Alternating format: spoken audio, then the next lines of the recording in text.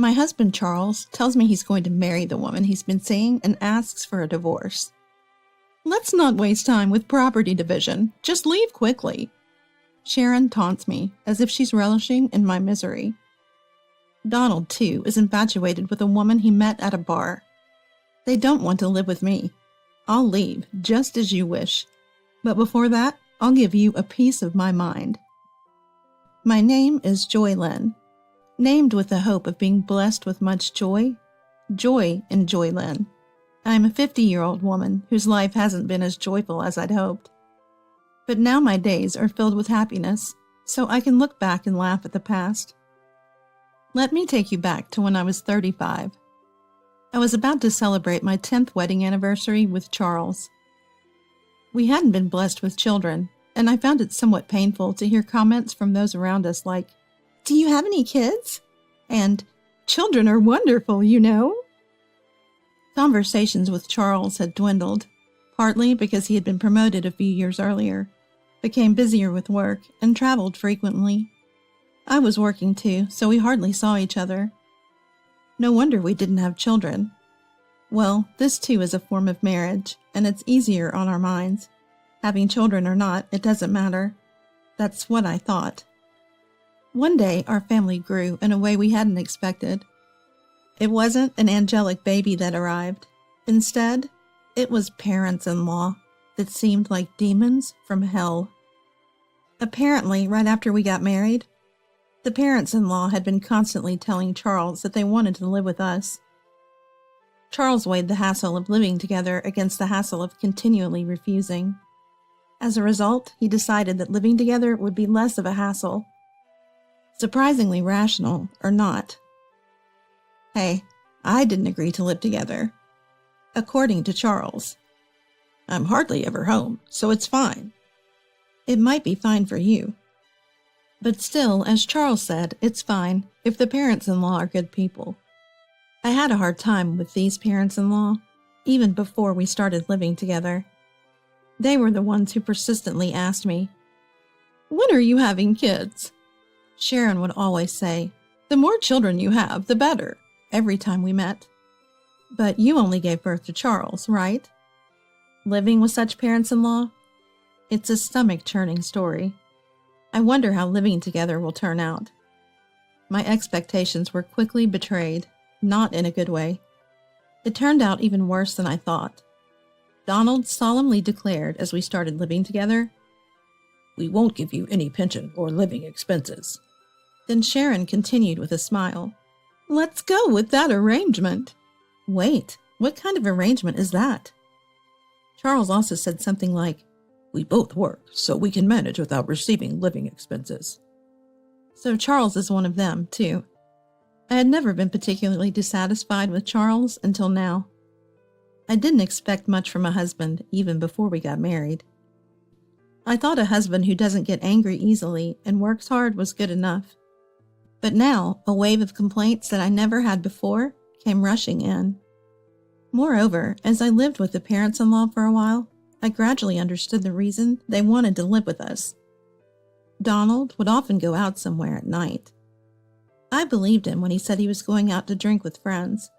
But then, I found a point card from what you'd call a nightclub and a business card with Nancy written on it in the laundry. There are various types of bars, but this was clearly a service industry that directly satisfies a man's desires. I see, he likes Nancy. I can't believe he's still so energetic at his age, I thought. Of course, I meant it in a bad way. No wonder he can't give us living expenses. He's spending it on Nancy. It can't be helped. No way. On the other hand, Sharon gradually started to harass me. Moreover, she was cunning and intensified the harassment gradually. So much so that even I didn't notice at first. At first, I thought she was being kind.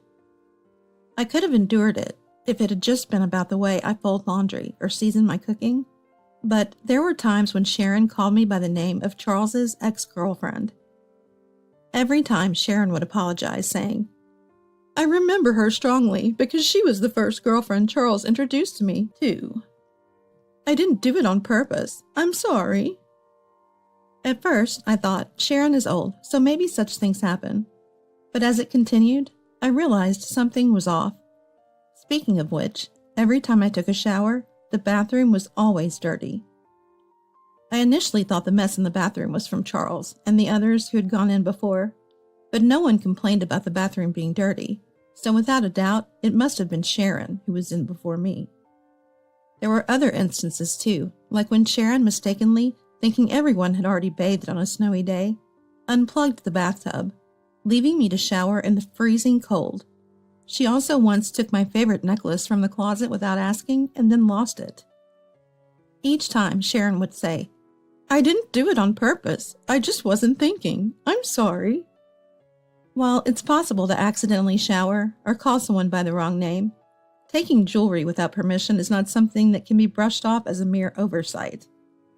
I began to suspect that maybe this was all intentional harassment aimed at me. When I saw Sharon angrily sitting at the dining table saying, "My dinner is late because Joy Lynn came home late," I finally realized it was indeed harassment, albeit subtle. Come to think of it, Sharon hasn't done any housework since she came to our home. She throws her socks inside out into the laundry and tosses bottles into the trash without removing the labels, adding minor inconveniences every time. She complains if meals are late and if the sheets are messy, and sometimes she even throws things. I finally understood. Our home was indeed graced by the arrival of a baby. 2 of them, in fact, both big and delightfully stubborn. Exhausted from my job as a caregiver, all I wanted was to quickly escape this situation and go to bed, so I kept silently tolerating Sharon's behavior. I didn't have the energy to argue with anyone when I returned home. I wanted to rest as quickly as possible, even if it was just for a moment. While I was exhausted and didn't notice at first, it seemed that Sharon knew about Donald's night outings. When an actress appeared on TV, Sharon persistently asked Donald, "Donald, don't you like girls like her? You do, don't you?" The actress's name was Nancy, the same as the girl from the bar. Donald looked pale. After that incident, I asked Sharon once, "Are you okay with Donald going out like that?" Sharon replied, "If I get a divorce, I'll be someone who has a divorce history at this age, right? That's miserable, and it looks bad to society. Of course I don't like it. But he's just playing with professionals at the bar, right? If he's not serious, I can accept it." She wasn't holding back from divorce because of her concern for Donald, but rather she feared becoming someone with a history of divorce. I couldn't understand it. Turning a blind eye to infidelity must be causing her significant internal stress. And Sharon's outlet for that stress was harassing me. By harassing me, not only could she vent her stress, but she could also avoid doing housework. It was like killing 2 birds with 1 stone. I was certain. I knew why Sharon had insisted on living with Charles. Since living with the in-laws, Charles increasingly made excuses not to come home, saying he had to work overtime. This house was rotten from the roots to the pillars. At this rate, even I might end up crushed under the rotten floorboards. It happened one day, about 6 months after we started living together. Charles, who rarely had the same day off, said something unexpected. "Please, let's get a divorce." It was a bolt from the blue. It turns out Charles had been having an affair with a classmate for a long time. He even said he wanted to marry this person, and I had no clue. Apparently, they started dating just before he got promoted. I thought he was working hard for our sake, but could it have been for his classmate? Was it my fault for not paying attention to Charles's behavior, using my exhaustion as an excuse? I thought affairs only happened on TV, and to people like Donald. No, maybe it's natural for Charles to cheat, given that Donald does it too. "Once this house is ready, my girlfriend and I are moving in. You can take your things and leave," Charles declared. Sharon asked, "What's going to happen to us?" "You can stay. My girlfriend doesn't mind sharing," Charles responded. "What a nice girl. Joy Lynn, don't let her get away with it if she asks for property division. We're going to use this house and everything in it." Donald chimed in, "Yeah, she's a really good girl. especially if she's cuter than Joy Lynn. Sharon shot Donald a look as if to say, "There you go again with women." But Charles and Donald just laughed. "These people are hopeless," I replied. "All right, I'm fine with the divorce. There's a memorial ceremony in Atlanta soon, right? Can you wait until then?" "Planning on enjoying the feast at the memorial ceremony? Are you? How pathetic. There's no way I'm taking a woman who's divorcing me. Just leave already." Who's the pathetic one here? Who cares about the food? Despite everything, Sharon and I, the only women in the room and both cheated on, can't seem to get along. No, I was planning to move out on that day. Going back home is a bit embarrassing since I was cheated on. Finding a place and handling the paperwork takes time. I thought it would work out around then. Charles, not Sharon, replied condescendingly, "If that's the case, fine." "Cheating and then acting all high and mighty? Don't underestimate me. I'll destroy everything." A week passed, and the long-awaited day of revenge finally arrived. That day, my parents-in-law and Charles left the house early in the morning to attend a memorial ceremony in Atlanta. They planned to return by evening. All right then, let's give it a try. The garbage collection service I had hired arrived. I had them load all the furniture in the house into the truck. The sofa, the microwave, Charles and the parents-in-law's bed, and Sharon's clothes that had accumulated since moving in. Charles' favorite new vacuum cleaner, even the refrigerator and its contents, all of it gone. Ah, minimalism is wonderful. With each item thrown away, it felt like my troubles were disappearing. Next, the movers came to transport my important belongings to my new place. By evening, the house was empty. The front door made a sound. It seemed Charles and the others had returned. I decided to greet them one last time, as a good wife, and stood at the entrance with a smile. "What? You're still here?" Charles frowned openly. So did my parents-in-law. "Oh, that's harsh. It's the last time, so it's fine to see each other's faces before leaving, right? I wanted to see your face." "Huh? You still care about me?" Blushes slightly. He chuckles. "What's the big deal? Fine. Let's have a meal together one last time, shall we?" Charles, strangely in a good mood, heads towards the living room saying this, followed by Sharon, who looks exasperated, saying, "Charles is so sweet." Donald, on the other hand, turns to me with a proud look, saying, "That's my son." I'm baffled.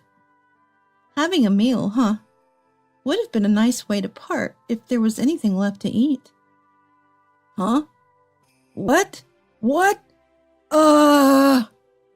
The meaning of my words, Charles, upon opening the living room door, lets out a silent exclamation.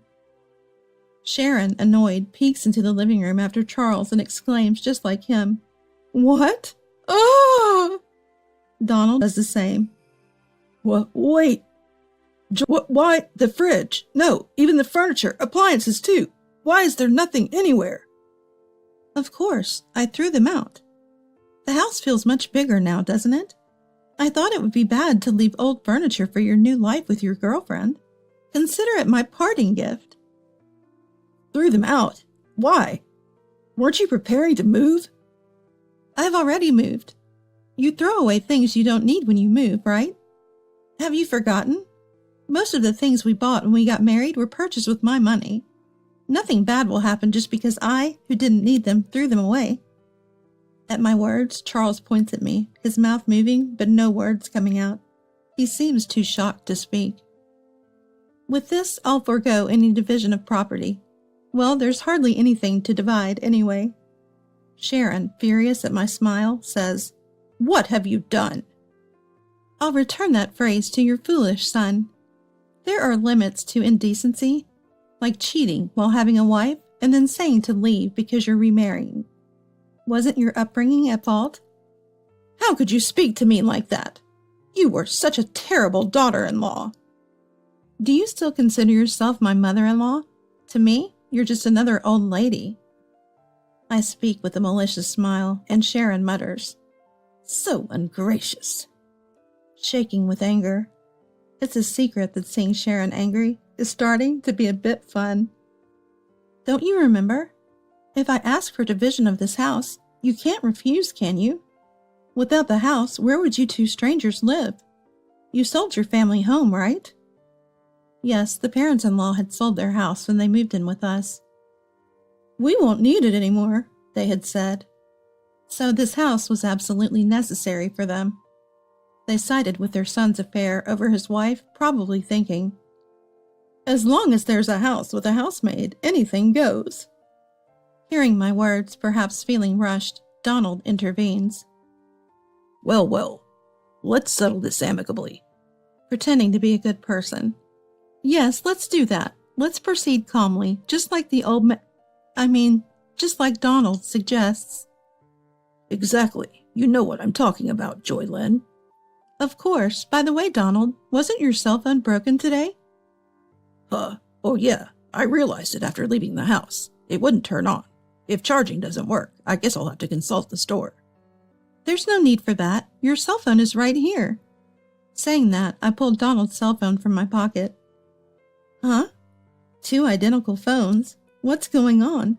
Donald is puzzled. I switched the phones just before you left today. The one I have is the real one, and the one you had is a used one I bought and removed the battery, so it won't turn on.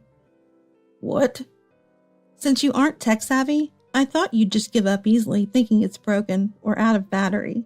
It seems like a huge success. Smiling, I get asked by Donald. Why would you do that? Why, you wonder? Well, I have no clue. Speaking of which, you received an email today from your beloved Nancy saying she had a good time the other day. You email each other daily, right? I'm so jealous of your close friendship. What? Donald gasps while Sharon glares at him. So, Donald, you were out with Nancy the other day. Woohoo! More lovey-dovey than with Sharon. But you should put a lock on your phone if you're cheating. You'll get caught easily. Stop it. Joy Lynn, this... But I thought cheating is wrong. Charles cheated on me, and it hurt. I know exactly how Sharon feels. So I did something nice at the end. I texted Nancy. I'm bored. Let's break up. She was furious. I was dealing with this old man because he conveniently gives me money. Good thing you broke up safely. Oh, by the way, this is Nancy. Sharon, your enemy. Take a good look. Saying that, I showed everyone a photo of Nancy and Donald as I returned the phone. That's when it happened. Charles showed a stern expression no one had seen before. Why? My girlfriend is... What? Everyone but Charles gasped. What's going on, Charles? What are you to Nancy? No, that's my line, Dad. Why are you taking pictures with Nancy? Because I'm her boyfriend, obviously. No, Nancy is my girlfriend. Isn't your girlfriend your classmate? We just met at a bar and started hanging out. Who would have thought that father and son were dating the same person? This development was also surprising for me. Ignoring Sharon and me, who were in shock, the men started a pointless argument about who was more suitable to be Nancy's boyfriend, which eventually escalated into a full-blown brawl, pulling each other's hair. The brawl ended when Charles pulled out a significant amount of Donald's precious thinning hair. After a glance at the soulless face of Donald, I loudly declared, "Well, I'm off to my new place. Thank you for everything. I'll be claiming compensation for the affair next time. Bye." I had said there would be no property division, but I didn't mean compensation. Sharon realized that this was a serious affair and, swinging the bag she was holding, began furiously beating Donald in a rage. Donald stood there, head hung low, as if he had been burnt out completely, unable to process everything happening all at once. Watching this living hell unfold beside me, I couldn't stop smiling as I hopped on my beloved scooter and left the scene. Although it's a far stretch in my mind, I felt like Tom Cruise in Top Gun. Oh, it's been a while since I've ridden down such a refreshing night road. This is the best. Later on, when I proposed divorce, including the alimony, Charles said, "Please wait on the divorce." It seems that Sharon is also considering divorce, and there is a possibility that everyone might lose their homes or their circumstances might change, so he wants to save as much money as possible. He said things like, "Don't you think it's pitiful for us, who once lived together, to face such a difficult situation?" And, "We need money now, but..." I didn't care, so I proceeded with the divorce talks without discussion, and took as much money as I could get from Charles and his affair partner. When claiming the alimony, I felt a bit like an outlaw, but I hadn't done anything wrong. I had just done what was natural. Well, maybe tampering with someone's phone was slightly wrong. In the end, around the same time as our divorce, it seemed that Sharon also divorced Donald. Apparently, Donald and Nancy's affair had been going on for over 5 years, and Sharon couldn't forgive that they had a relationship in private as well. I don't quite understand why bar hopping is forgivable, but private relationships aren't. I thought there are various forms of marriage.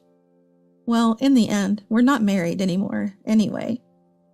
Donald was sued for alimony by Sharon, and Charles was sued for alimony by me, so the saying "blood will out" held true, and the in-laws are now all scattered. Sharon, having been cheated on by Donald, seemed to have grown to despise men in general, including Charles, who had abandoned me in a similar manner. As a result, Charles and Sharon, after the divorce, are slowly becoming distant, though they do have minimal conversations. Donald, jobless, turned to Charles for help but was rejected, as Charles himself was barely scraping by. Charles is juggling multiple jobs, while Sharon, who had been a housewife since her early marriage, is experiencing work for the first time with a part-time job. Donald became a part-time worker living in a cheap hotel. Charles, eager to marry Nancy, learned that she wasn't interested. Nancy saw both Charles and Donald as mere extensions of her bar work, as convenient sources of money. It turned out that Nancy had other men besides Charles in the same capacity. Charles, having been classmates with her, mistook her for being serious and believed she was his destiny. But in reality, it was a foolish and trivial story. In the end, both men were deemed unnecessary by Nancy, even as convenient sources of money, and were discarded. From my perspective, I thought, since I'm leaving, might as well destroy everything in the process, just as I aimed. I'm very satisfied having witnessed the spectacular collapse of a family. No one in that family valued each other, only caring about themselves. So the outcome was, in a way, inevitable. Essentially, they were a family in name only, lacking any compassion. Now I think it was good that I got away from that household. On the other hand, while I still come home exhausted from work every day, living alone has freed up my time as I no longer need to allocate it for someone else. I have more freedom than when I was married. Back when I was married, I hardly had time to meet my college friends, but now I can travel with them on my days off and even have time for my hobbies. In college, I was part of the choir, so I decided to join a karaoke club. It seems that one can continue to improve in music, no matter the age. I consistently win at the club's competitions and even earn cash prizes. Thanks to that, my wallet is always warmly filled. At the facility where I work, my colleagues suggested hosting a karaoke recreation event, since I'm good at it, and it was a huge hit. I received many compliments like, "You're so good," and was thrilled to bring smiles to the residents through my personal hobby, something I hadn't expected. By the way, my go-to performances are Unchained Melody and My Heart Will Go On. The lyrics of older songs are just so wonderful. I don't really understand recent songs, but I guess I should study up. Though my days aren't glamorous, I'm surrounded by friendly colleagues, trustworthy friends, and kind residents who feel like family beyond work boundaries. Finally, it seems like I've become the Joy Lynn I was meant to be. From now on, I aim to be someone who not only receives joy, but also shares it with others. Alright, let's do our best at work today. I'll wholeheartedly celebrate the residents' birthdays. My father-in-law just passed away. Can you come home as soon as possible? I got the call from my daughter-in-law, Emilia, while my son was taking a bath during a family visit. With an anxious tone, she informed me about my husband's death. Confused and shocked, I yelled into the phone, "Wait a minute. My name is Janie. I am 51, and ever since the sudden loss of my husband, I've been raising our son Kobe as a single mom. Kobe, who was in high school at the time, has now graduated college and has been working for 3 years. After getting his job, he moved out and started living on his own. Now he's married, and he and his wife help each other to make a good life. His wife Amelia is on the quiet side and is, according to Kobe, good at household chores, a good wife. However, from the first time we met, she seemed distant, like she wanted to keep space between us. I mentioned it to Kobe, but he just laughed it off, saying it was all in my head, but I couldn't shake off the feeling. Amelia seems like she'd prefer to avoid our home. She only shows up for Thanksgiving and leaves without spending the night, which only confirms my suspicion. Kobe is my only son, and I had always hoped to get along with his wife. I've even asked Amelia directly if there was something bothering her. Being as gentle as possible, I asked if I had done anything to make her uncomfortable. She simply replied, "No, nothing at all." I eventually gave up on getting close to Amelia, thinking it's just the way younger people feel nowadays. They don't want to mingle with their in-laws, even if they live separately. What's more, I sensed a similar distance with Amelia's own parents when we met for the first time at the wedding. I mentioned to them that my husband had passed away years ago, and it seemed to create even more of a gap. Even though Kobe had told them from the beginning that I was a single mom, maybe seeing it firsthand created some negative impression of me. So, I've decided not to intrude on Kobe's marriage and quietly observed the wedding. Since then, the gap hasn't closed between me, Amelia, and her family. Even though my son and his wife live relatively close, our family dynamics have become distant. Today, Kobe brought over some wedding photos, but of course, Amelia was nowhere to be seen. I feel grateful when I see Kobe, noticing my disappointment, offered to stay over tonight even though he's alone. Makes me proud to see how kind-hearted he's become. Looking at the picture of Amelia, I find myself smiling, thinking how pretty she looks when she's laughing next to Kobe. It's tough to suppress the loneliness when my own daughter-in-law avoids me for reasons I can't understand, even though we're still getting along. After carefully storing the photo and having dinner, I idly flipped through a TV variety show. I'm waiting for Kobe to finish his shower when a familiar melody rings out. It's coming from Kobe's phone left on the table. It's the default ringtone. Curiously, I glance at the phone. It's a call from Amelia. I decide to let Kobe know about it later and turn back to the TV, but then the phone starts ringing again. Given the incessant calls, I think it might be urgent, but hesitate to answer it myself.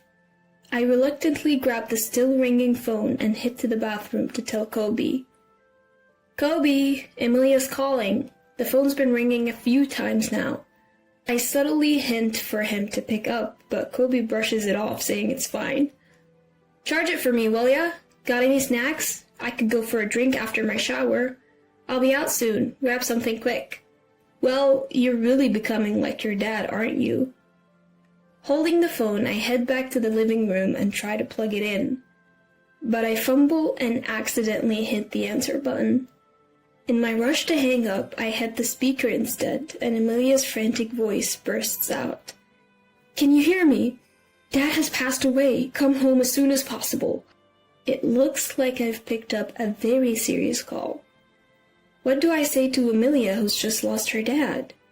Or should I first apologize for answering her call, even if it was an accident? My mind is racing, and I've lost sight of the option to hang up. Meanwhile, Amelia starts explaining the situation, saying that I need to come over to the nursing home where he was living. Startled, I ask when he had moved into a nursing home, considering he was fine until recently.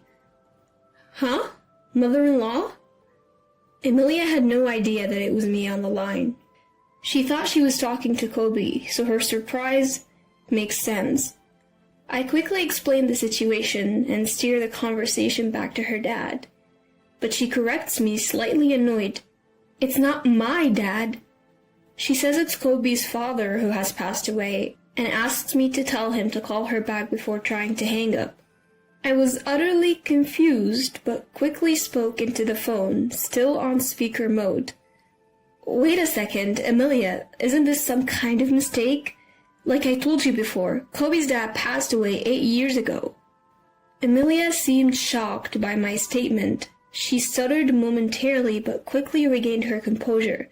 Now is not the time for lies. Why would you lie about something so heartless at a time like this? Before I could make sense of Amelia's sudden accusation of me lying, the room fell silent. In that moment, I noticed that Kobe, his face pale, was holding the phone. The call had ended. He had likely rushed over after hearing our heated conversation while taking a shower. Water was still dripping from his hair. It was clear that he'd hurriedly grabbed the phone.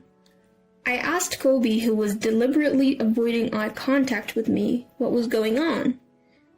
What did Amelia mean when she said your father just passed away? I had made it clear to her before we got married that your father had passed. Why would she think otherwise? When I pressed Kobe, who was visibly uneasy, he dodged my questions. Whether it was a misunderstanding on Amelia's part or someone who was like a father to him, it was clear he was hiding something. We'd been having a tense exchange for a while. Amidst this, Kobe's cell phone buzzed. The caller ID showed an unfamiliar name, but it looked like it was probably from a nursing home. While Kobe hesitated to pick up, knowing what to expect from the call, he eventually answered right in front of me. Trying to remain silent, I listened in. I could hear most of the conversation, and the caller indeed confirmed what Amelia had been saying. After ending the call, Kobe looked straight into my eyes and finally came clean, leaving me nearly faint. Apparently, he had introduced Amelia to a man unrelated to the family as his father. I told Amelia that Mom cheated and got divorced, he said. It seemed Kobe had completely fabricated the story for Amelia. According to this version, I had neglected my husband's suffering from early onset dementia, had an affair, and was the one who was served with divorce papers. But due to issues like alimony, I had dragged out the discussions. Eventually, taking advantage of the progression of my husband's condition, I forced him into a nursing home and pushed all the costs and responsibilities onto my son. After agreeing to the divorce, my ex-husband's dementia had already progressed to the point where the issue of compensation for the affair was swept under the rug. Kobe, who lied about our divorce to his parents-in-law, was careful not to show Amelia his marriage certificate when he submitted it. Listening to this story, my mouth was hanging open in disbelief. So, I told them Mom has been going around telling people Dad is dead.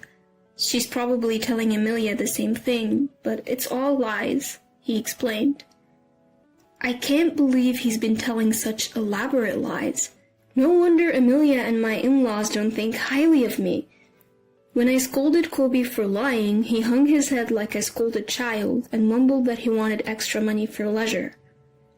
He thought he could lessen the amount he gives to Amelia by saying he was using it to pay for his father's care home. And shockingly, Kobe even aimed to inherit fake assets from another man. Kobe, who works as a caregiver, met a man with dementia who was a landlord when he went to assist at another facility. Although the man was not yet 70, he had multiple health issues and had entered the facility to receive end-of-life care. The man likely had early onset dementia and had deteriorated to the point where he didn't even recognize his real son. Kobe took advantage of this and started to act like he was the man's only son. On top of that, using his role as a caretaker, he had the man's real family pay for his residential fees. Meanwhile, he was also pocketing a few $100s every month as caregiving fees for doing small tasks. All of you must be so busy. Don't worry, I'll take good care of him, he would say. Sometimes he'd even lie about the man's health to minimize family visits. Whenever he found the time, he would sit beside the man, even going so far as to have him write a will, leaving all his inheritance to Kobe. Kobe's manipulative ways gained him the trust of the facility, as he even told them that he had lost contact with his father since our divorce. The real family eventually stopped showing up, and even the facility staff started recognizing Kobe as a family member.